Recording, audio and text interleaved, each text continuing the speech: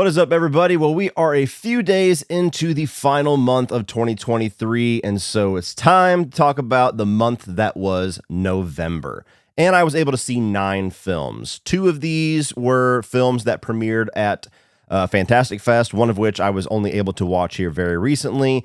A couple of them are streaming service movies. A few of them are ones that were out in theaters. So it's a nice little variety of movies that we've got this month. You know, we've got some stinkers in here. We've got some awesome ones, but really wild list of movies. And this is pretty crazy. So yesterday, as I'm starting to slowly prepare for all of these end of the year rankings that come naturally with channels like this by the end of December, early January, started logging all of the movies that I have seen so far this calendar year of 2023.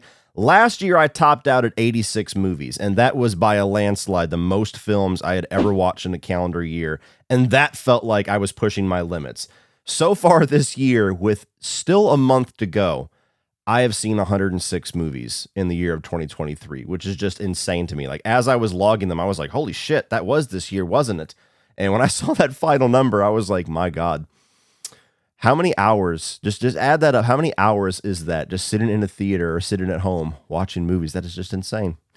Gotta love it. Living the dream. So nonetheless, that end of the year ranking where I rank every single movie that I've seen in 2023 is going to be one big fat ass video. So definitely hit the subscribe button so you don't miss that madness in about a month. All right, now jumping into the movies that I saw in November. And number 9 is a movie that also premiered at Fantastic Fest. Actually, 3 of these are Fantastic Fest movies. This is one that I did not get a chance to see. It was one of the secret screenings, and the first 2 of the 4 secret screenings I was locked out of. There were no tickets available.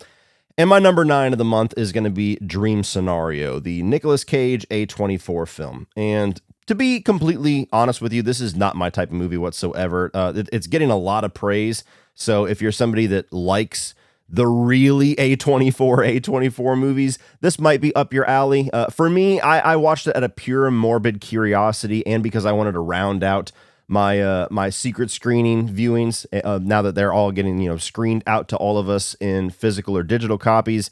And Dream Scenario is essentially a story where you have Nicolas Cage as this regular kind of boring college professor, just an everyday guy, and for unexplained reasons, mass amounts of people across the country, maybe even the world, are having dreams with him in it, just standing there doing shit.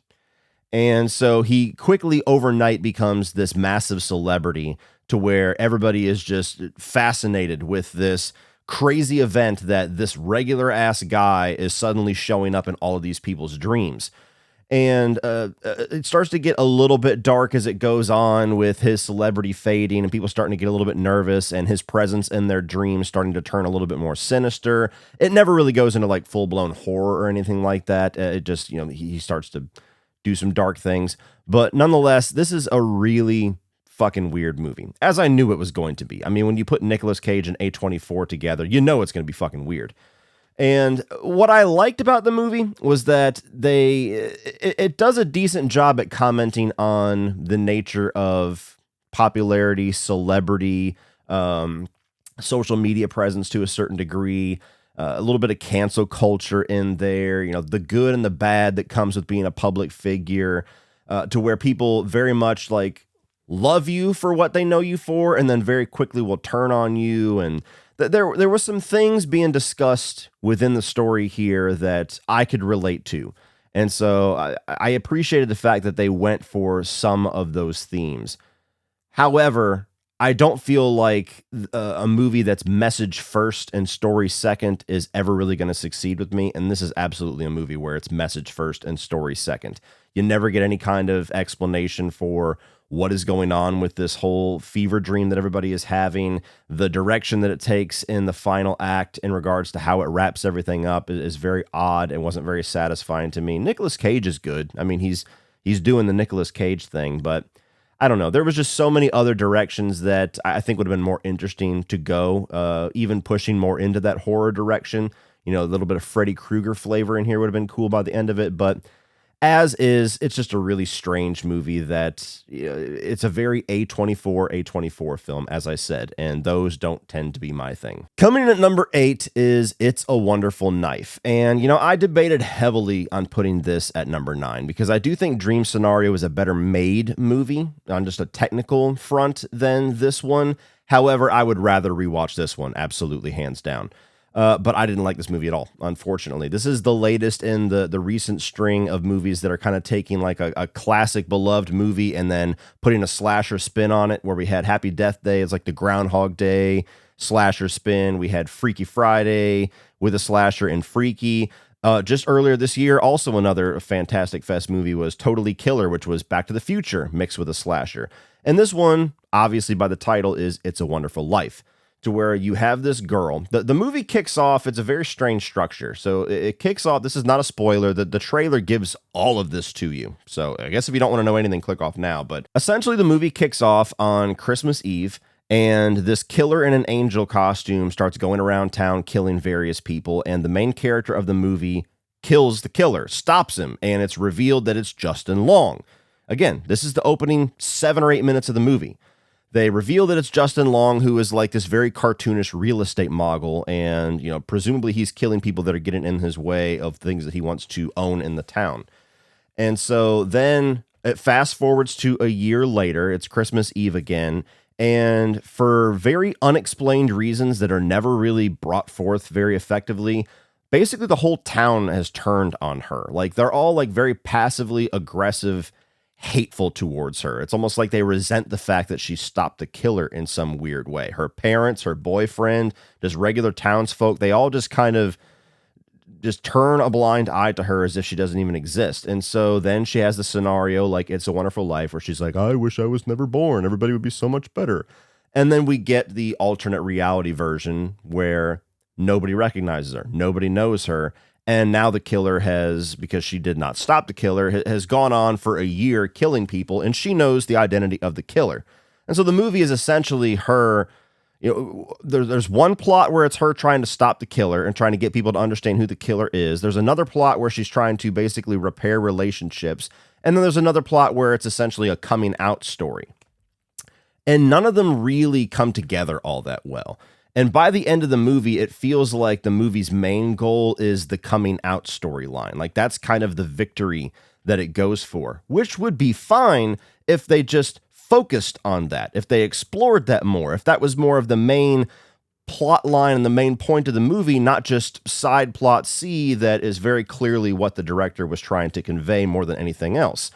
And so it's just a very sloppily written, very messy movie that could have been a lot of fun, but it just doesn't feel like it knows what it wants to be. It's got a major identity crisis. Even tonally, the movie has an identity crisis because everybody is playing it dead serious except for Justin Long.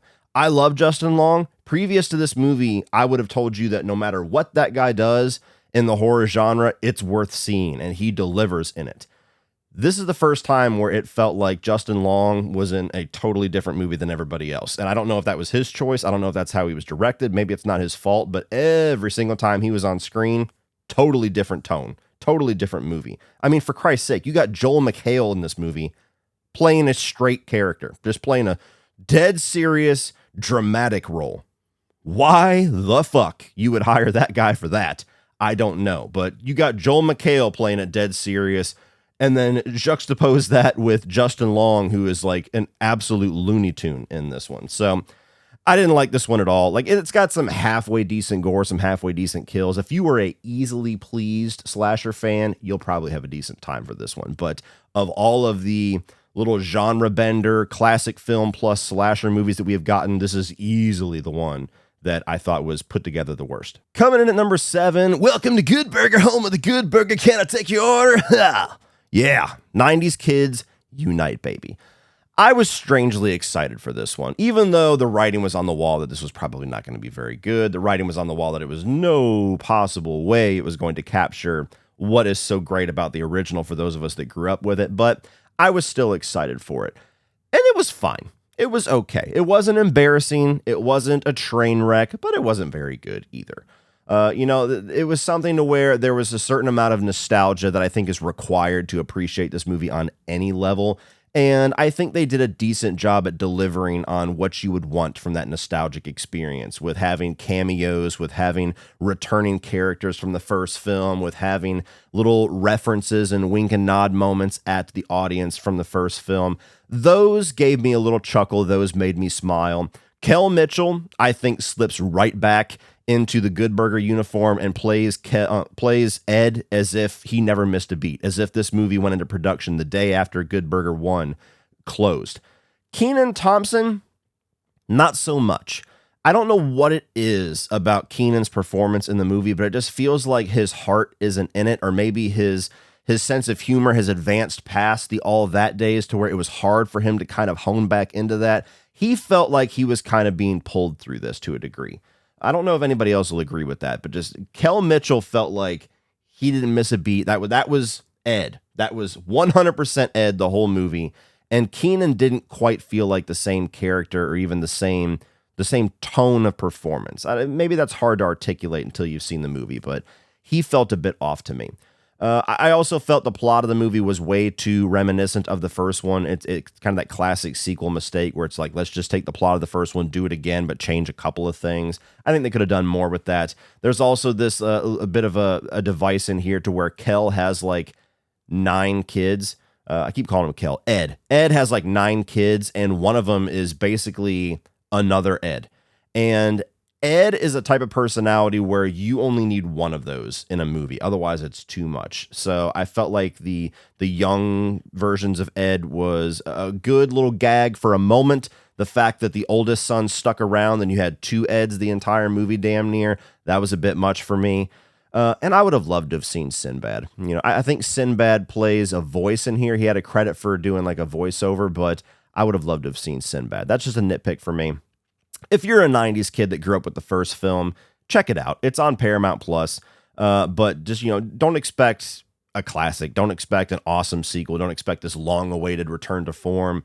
It's a fun little trip down nostalgia lane, and it succeeded enough on that for me. Number 6 is going to be The Marvels, the latest blunder in the MCU. This is now gone on record as the lowest performing MCU film in history, and it's really no question why. The movie is fine. It's honestly fine. The people that are out there with big hyperbolic reactions like this is a dumpster fire, this is a crime against cinema. No, it's not. It's okay. It's watchable. If you like the MCU and the vast majority of those movies are entertaining on some level for you, this one's fine. Check it out. Especially if you like all of these characters. If you've watched Miss Marvel, if you watched Captain Marvel, if you watched WandaVision, and you want to see where these characters have gone, you'll have a good time with it. But it's just the latest movie in the MCU that feels like there's no focus, that feels like it's a sequel to too many things, that feels like there's not really a clear direction on where this current slate, this current phase of movies is going. It's got a really weak villain. The plot that brings these characters together is not so much a plot as it is kind of a gimmick. What if we get all of the Marvels characters together and just have a body swapping thing for the whole movie? And, it's the most surface value, cheap, low-hanging fruit style of comic book entertainment that you can have. And most of us are just sick of those types of movies. So even though this movie, if this was released 7 years ago, we would be like, not their best day at the office, but that was fun. Nowadays, you see this movie and it's just like, fucking God, another one of these fucking movies. I don't care. I don't give a fuck. And that's just an unfortunate state that we're in right now with the MCU and kind of comic book movies in general. Just good enough is not good enough anymore. Like, you got to do something to stand out. You got to do something to make this movie, these comic book films, be different than all the rest. We want to see different characters, different powers, different storylines. That one being the primary one. We want to be drawn into your world with the story and where you're going, not just with visual gags and little weird music islands and all these little just gimmicks to make yet another product from Disney and from the MCU.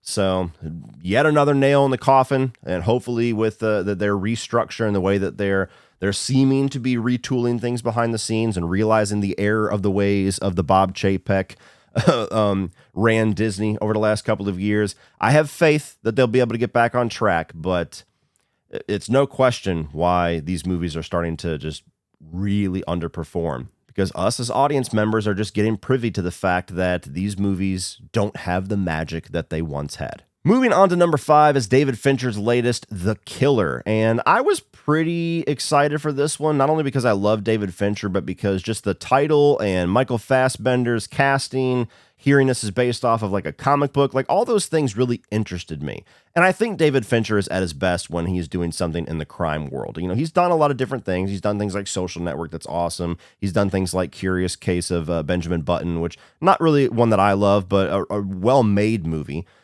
Even things like Mank, another one that I don't really care for, but a lot of people loved it, got a lot of awards consideration. So the guy can do anything, but when he does crime, that's when he shines for me.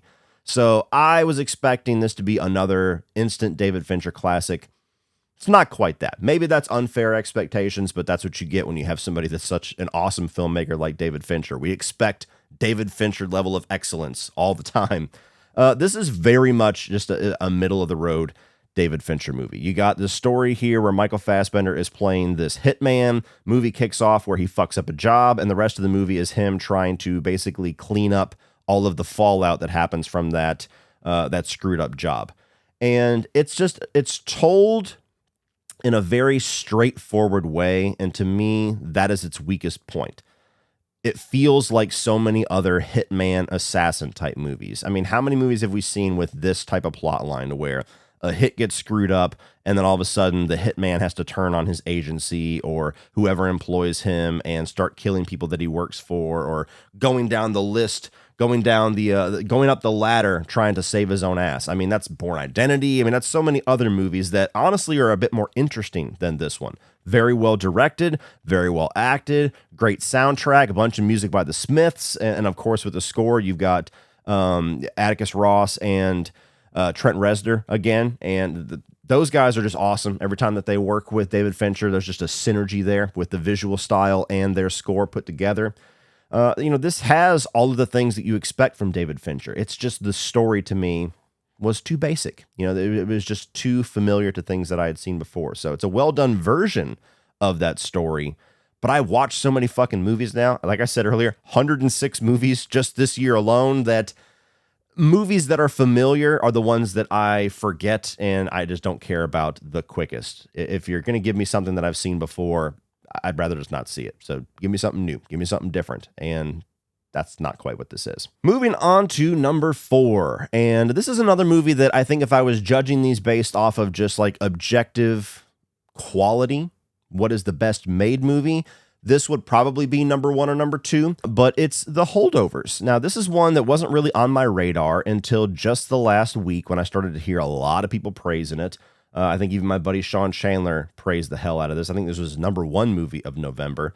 And so I looked through my email. I did have a screener for it. And so I went to go check this out. And this is kind of an old school feel-good movie starring Paul Giamatti and on Christmas. So it's like a Christmas feel-good movie that I think tells a good story. I think that Paul Giamatti is definitely given a really good performance. I wouldn't be surprised if he gets nominated for something, maybe even win. He's due for a win.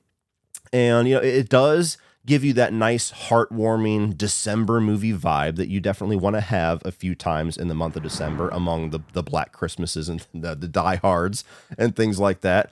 The only thing that I had an issue with was that this movie was just too damn long. And that seems to be a common problem nowadays. And there's a certain amount of people that are going to hear that and instantly be set off. And no, movie's too long. If it's great, you can make it 5 fucking hours. No, a movie like this, for my own personal taste, a movie that is going for this heartwarming story about this teacher that's a bit rough around the edges and this troubled student who's rough around the edges, and they're forced to be with each other over the holidays, and then they realize each other's strengths and they realize how much they have in common with each other, and they get past each other's faults and all of those things, that human interaction type of movie that are great. Doesn't need to be 2 hours and 15 minutes. There was a point in this movie where I was like, if it ended here, this would be awesome. This would be great. I would recommend this to everybody. but it went on for like another 30 minutes. And for me, it was just a bit too much, a bit too superfluous for the story that they were telling. So I'm obviously going to be in the minority on that one because I've seen nothing but massive praise for this one. And I would agree, it's a very good movie that if you're in the mood for that type of December movie, definitely check it out. But to me, I didn't need 2 hours and 10 minutes, 2 hours and 15 minutes of it. So there was a point where my patience had kind of exhausted with it. And the longer it went on, the less that I liked it. So good, just wasn't best of the month for me. The other side of it too, which I think may have set my expectations up wrong, is that I had so many people saying that this was the funniest movie of the year, the most hilarious movie. And that always perks me up because, as you guys have known me for a while now, I've been bitching for the last couple of years that there's just no good comedies anymore. People are too fucking afraid to make good, edgy comedies. And even movies that everybody says is funny, to me, I might get a little chuckle out of it. I'm just such a harder audience than it seems most other people are. There was one sequence that was funny here involving a dislocated shoulder. That got a little chuckle out of me.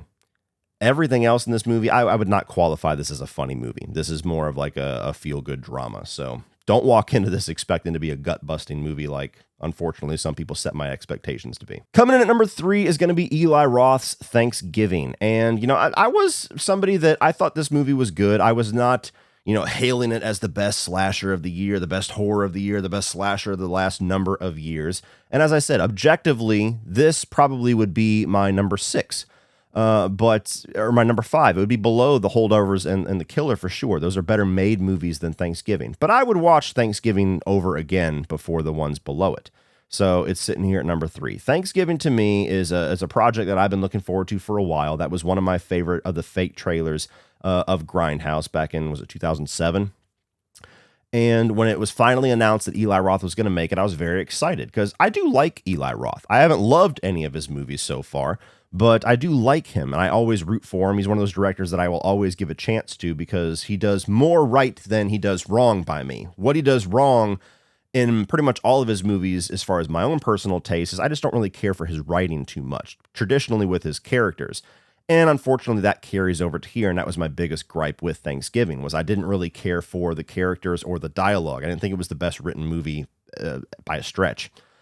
So that was a big knock for me because I am somebody who is story and characters first. But beyond all of that, I think this does what a lot of slashers need to do well to be a movie that most horror fans and slasher fans like, in that it has a really good killer. I like the design of the killer. It's simple, but it's effective. It's got really good kills. And, Eli Roth has always succeeded a lot with his practical effects and his creativity with his kills. And this is not one of those movies where it's like ultra gratuitous like the Hostel movies or Green Inferno. So to me, it was a nice mix to where I get the strengths of Eli Roth without it getting to a point where I just feel like I'm uncomfortable watching it and don't really want to rewatch it. I think that the Thanksgiving holiday, I think they do a good job at kind of bleeding that theme, no pun intended, into the horror, and having some Thanksgiving styled kills, Thanksgiving themed kills. I liked the bit of commentary that we got here on Black Friday and consumerism and all of that going into the Thanksgiving theme, but I didn't feel like there was enough of it. That was another kind of gripe that I had. Very obvious points in this movie where you could have expanded on that more, and they just kind of chose not to. So this is a movie that I liked it. I did like it. I look forward to checking it out. If it was available on VOD, I would buy it and I would watch it again today. And I'm excited that as of the recording of this video, we now have confirmed that Eli Roth is going to do a second film that's going to be released in 2025. Called it! But that's where it stops for me. This was not best of the year in horror. This was not best slasher that I've seen in years. I can think of 3 slashers just last year that I enjoyed more than this one. But it was good. So I dig it. I want more. Coming in at number 2 is Saltburn, and I am very surprised that I like this movie as much as I did, because this is another one of those secret screenings from this past year's, or from this year's Fantastic Fest that I was unfortunately locked out of. This was the first secret screening. Uncle Sean was able to get a ticket to this, and I got screwed over. So he went to go see this. I stayed in our little Airbnb and recorded like 6 videos. And when he got back to the Airbnb, he didn't really know how to describe this movie to me. And so it was very hard for me to get any kind of an idea if I should put this on my radar, if I should make sure to check this out, if this is anything that I have even a smallest chance of liking. And the distinctive terms that I remember him saying as far as describing this movie was a lot of weird staring, a lot of gross body fluid stuff, and a whole bunch of wiener. Jackpot. And so with those three things selling me on this, eventually I got a hold of a screener. You know, when this time of year we get a lot of those. And I said, you know what, screw it. Let me check this thing out, because it was right about this time that everybody on Twitter, film Twitter, started to set off, get ready to give this the Oscar for greatest thing ever made, you know, since 2 weeks ago when they gave something else the award for greatest thing ever made. And so my curiosity got the best of me. I checked this thing out. And I will tell you this is probably not a movie I would ever rewatch again. But it was so bold and weird and fearless and kind of off-putting that it has stuck with me since I watched it. And I've gotten to a point where I've watched so many movies now that I actually value those type of experiences more than something that gives me exactly what I was expecting from it. And so, again, I don't know who I would recommend this movie to aside from like hardcore cinephiles or people that just love to watch everything, because it's really fucking out there. You got Barry Keoghan here, who's kind of like this very awkward kid at a university, and he takes a liking to this kid who's kind of the golden boy, the popular kid, the perfect specimen, and he tries to become best friends with him. Eventually gets invited back to this kid's estate. His family's rich as fuck, so you have this estate called Saltburn, and it's about the summer that he spends there, or the holiday that he spends there with this family. And shit just gets weird. I don't want to say anything else about the movie because it's best to walk in blind the way that I did. I only just gave you the setup, but things get very, very weird, very twisted, very gross, and it definitely leaves a mark on you. You know, this is the filmmaker who made Promising Young Woman a couple of years ago, a movie that I very much enjoyed, and I prefer that to Saltburn because I would rewatch that again. But this is along the same lines of fearless and bold to me. So this person is 2 for 2 for me. This director. So I would recommend checking it out if you're curious enough. And you know, the only knock that I would say on the movie is that there's some reveals that come in the last 15 minutes that are going to shock some. For me, I kind of saw the breadcrumb trail. So it didn't hit as hard for me as it has for some, where I've seen reactions on Twitter where they're like, "Oh my God, that last 20 minutes, holy shit." And wasn't quite that crazy for me, but yeah, Saltburn. Whole lot of wiener is right, Uncle Sean. I think I filled my full frontal male nudity quota for the year with this one movie. Have you seen my wiener? But coming at number 1 for me is Your Lucky Day. And this is one of the films that I saw at Fantastic Fest. It is available now on VOD, so definitely check it out if it interests you once I'm done describing it. And this is one of those very tight, wound thrillers that's like basically 1 or 2 locations. You essentially have a bunch of people that end up in this In-N-Out Mart, this convenience store, where this guy pulls a lottery ticket, it's the winning number, and then suddenly shit goes down and everybody wants this lottery ticket. And the situation just slowly escalates from there. This was also I believe the final performance of Angus Cloud. This is unfortunately the first thing I've ever seen him in. He's very good in it. I believe he's more well known for Euphoria. So if you're a fan of him, this is either his last or one of his last performances. But this, along with one other movie that had a similar presence, were both in my top 4 or 5 of Fantastic Fest, because what I liked about this one was really interesting characters, a situation that slowly escalates in a very believable way. I like kind of exploring the dark side of humanity when you throw that, you put that carrot, you dangle the carrot in front of regular, good-hearted people and watch them eat each other over it. Those are always fascinating stories to me.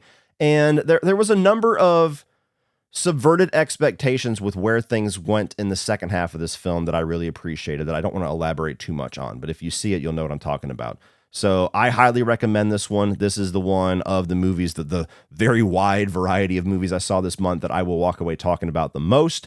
And as I said, it's on VOD right now, so definitely check it out. Let me know what you thought of it. Well, that's it for this one, guys. That is my ranking of all my November movies. If you want to check out my playlist of all the other month rankings I've done so far this year, click up here, and all of my 2023 individual reviews will be down here. Like, share, hit that subscribe button so you don't miss my fat-ass ranking of all 120, however many movies I end 2023 with, ranked here in about 3-4 weeks or so. Thank you for watching, and as always, remember, opinions are like assholes, but that doesn't mean you have to be.